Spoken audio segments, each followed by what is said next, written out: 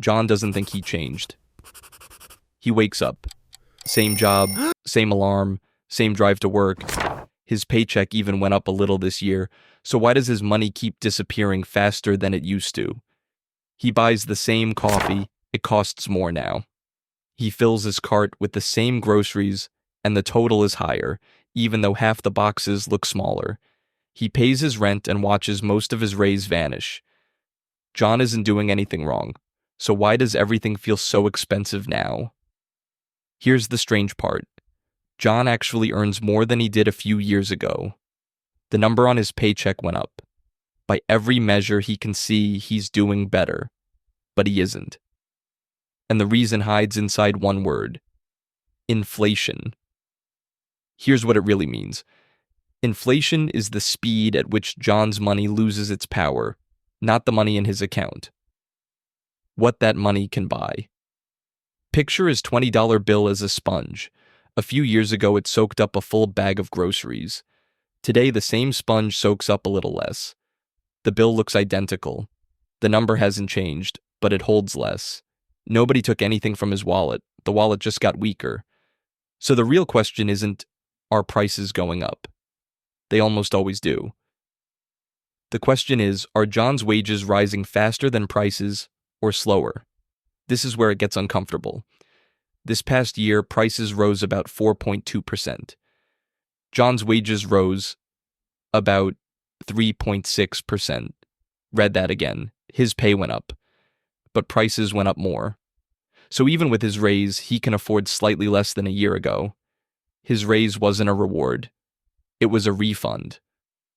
And not even a full one. The average worker's real buying power grew by about $3 a week. $3.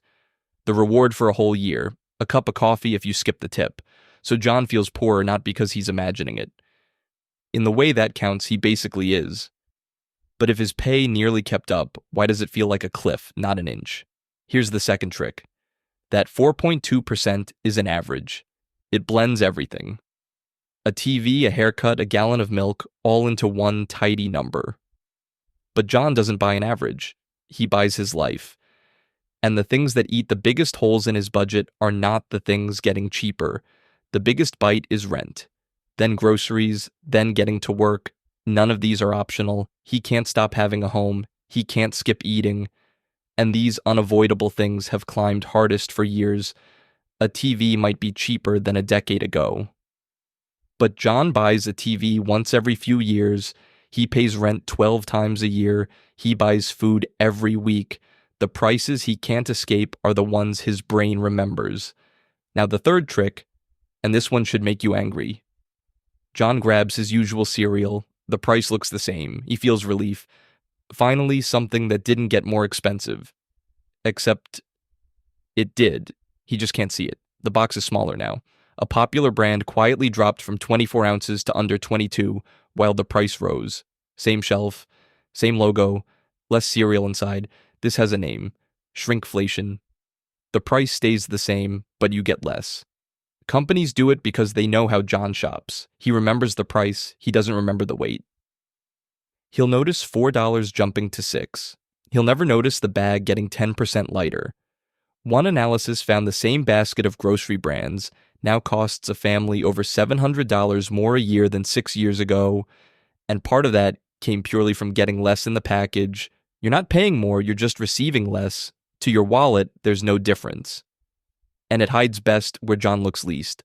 As one analyst put it, the danger isn't the cost. It's the silence. You see rent rise, you see gas spike, but you never feel the moment you start paying more for less. So let's put John back together. 3 forces squeeze him at once.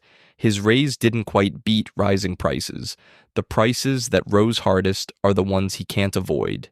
And the prices that look stable are hiding the increase inside a smaller box.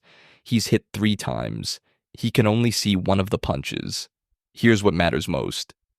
None of this means John failed.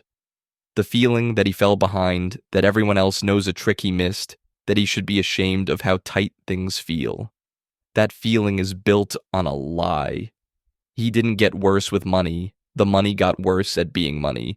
So what can he do? He can read the price per ounce on the shelf tag, not the big number on the front, because that's where shrinkflation hides. He can watch the big three hardest: rent, food, transport, and he can stop measuring himself against a paycheck number designed to look bigger than it is. Because John never changed. Same alarm, same road, same hours. The only thing that changed is the sponge in his wallet, soaking up a little less every year while telling him everything is fine. He's not bad with money. The money is just shrinking in his hands. And now he can see it.